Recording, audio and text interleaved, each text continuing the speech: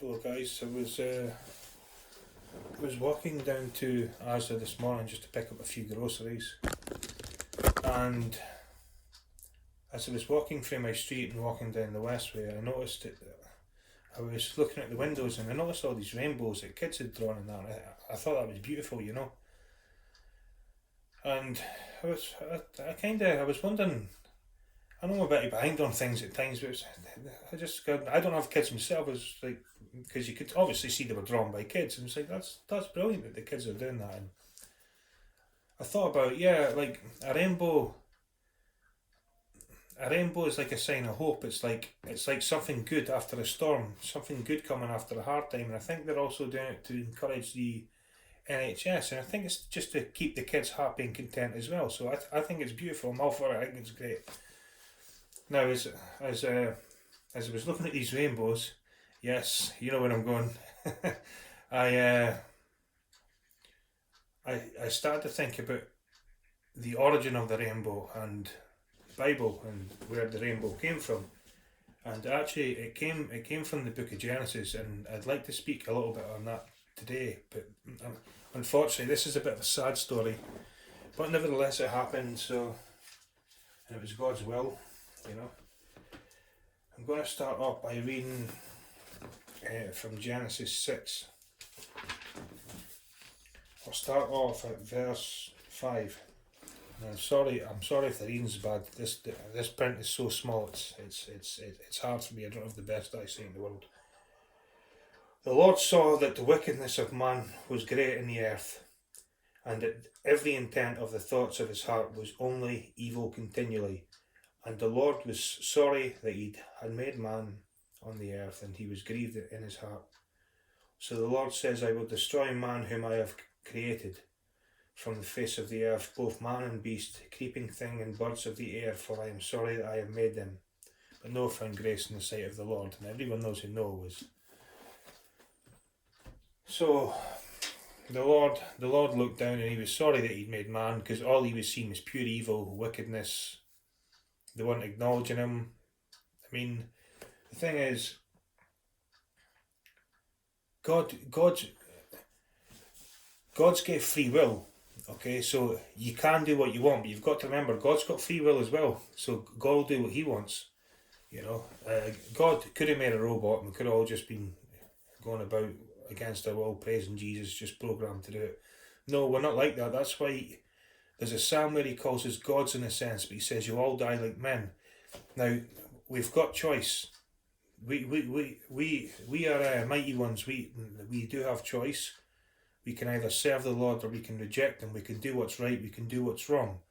We can live a healthy lifestyle. We can live an unhealthy lifestyle. We can do what we want. God's gave us that choice. And unfortunately, all man was doing in that day was just evil continuously. So God decided, okay, I'm actually going to wipe man off the earth. And he saved, but Noah found grace in His sight. He saved Noah and his family. So I'm going to read to you what God told Noah to do.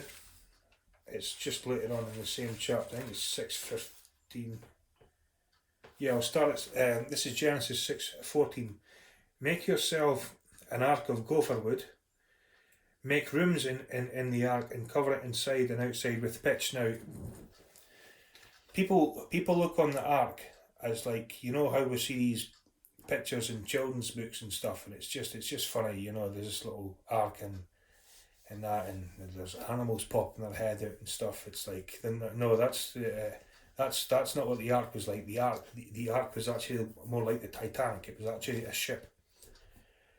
So make yourself an ark of gopher wood, make rooms in the ark and cover the ark outside with pitch. And this is how you shall make it. The length of the ark shall be 300 cubits, its width 50 cubits, and its height 30 cubits. You shall make a window for the ark, and you shall finish it to a cubit from above, and set the door of the ark in its side. You shall make it with lower section and third decks. So, we're talking about a massive ship here, 300 cubits long. No one knows exactly what a cubit is. Most people think it's something to do with from the tip of your finger to your elbow or something. That's roughly a cubit. But no, I don't think anyone knows for sure what a biblical cubit was. But anyway, this was a big ship, okay, and Noah started making it on dry land. So obviously people started laughing at him and mocking him. And God gave them 120 years to repent. They could join Noah and their family. God wanted to save animal kind that he'd made. Okay, so he we've heard this story. He commanded them to come on the ark 2 by 2, and a lot of people would say, well, how is that even possible? How could you get all them animals on the ark? And it's like, it's they reckon there'd be about 13,000 different animals on the ark. Now, it wouldn't be every species. For example, we wouldn't have a poodle, a Rottweiler, and a Doberman. No, you just have 2 dogs. Okay, the same horses. You wouldn't have a Clydesdale, and a Puzzler, and a stallion or something. No, you wouldn't have that. You would just have 2 horses. You wouldn't have like a zebra and a donkey and all this stuff. You would just have 2 horses. And because things can speciate out. I'm not saying that's evolution. There is genetic variation within us. As you can see, we all look different. So God sends the flood. Here we go.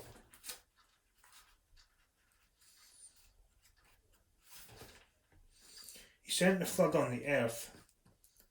What actually happened was it started to rain, but it's not. The majority of the water didn't come from the rain. The Bible tells you the water cleaved through. The fountains of the deep burst, and the earth started to flood. It says the earth, the water was covered the whole earth. It was above every mountain by at least 15 cubits. Okay, so the whole earth was flooded, and it was like this for 150 days.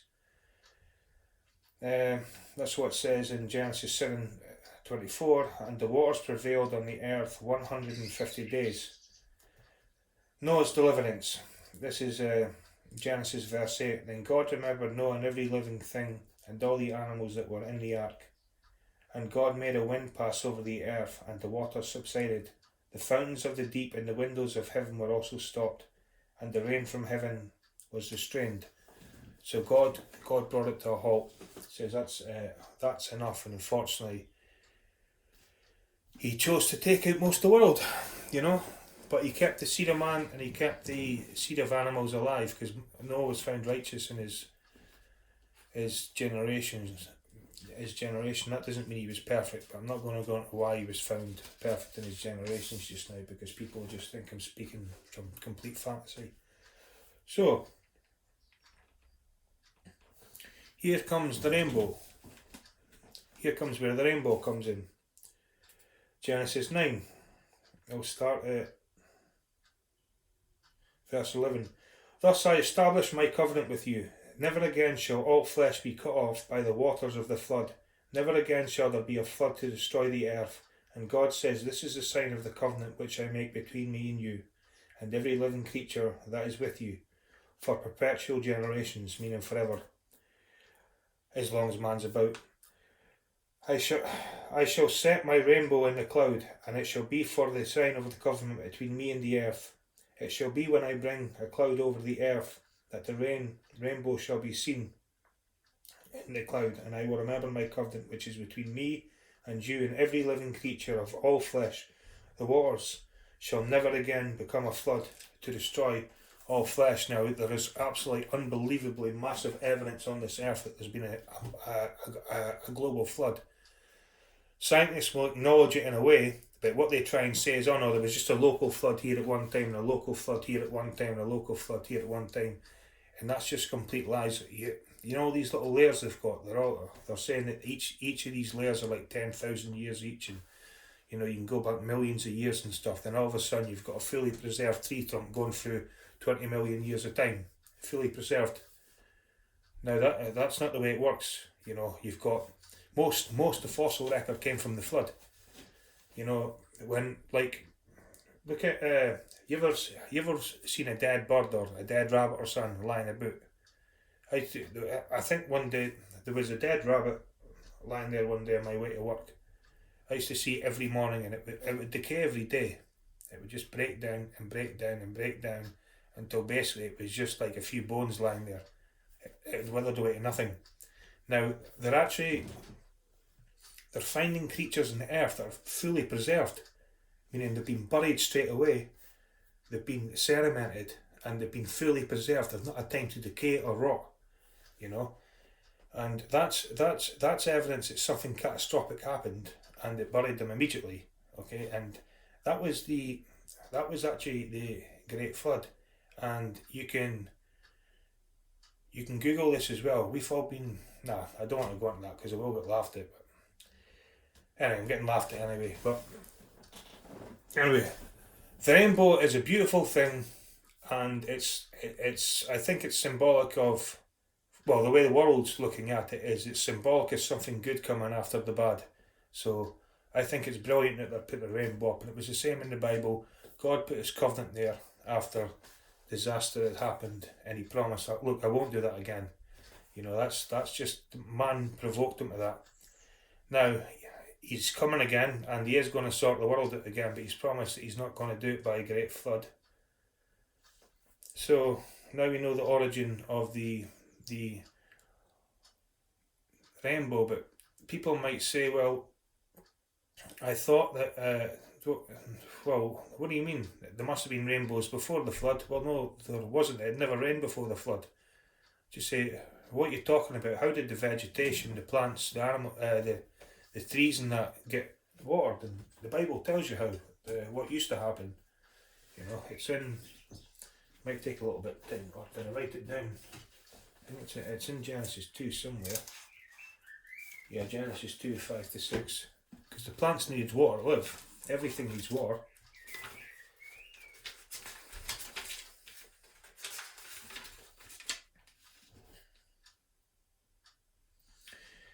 Before any plant of the field was in the earth, and before any herb of the field had grown, for the Lord God had not caused it to rain on the earth, and there was no man to till the ground, but a mist went up from the earth and watered the whole face of the ground. So what God done was, rather than rain come, a mist would come up, a moisture, and it would give hydration to all the plants and vegetables and stuff. So Bible's an amazing book. It's got an answer for basically everything. So that's where the rainbow came from. That's its origin.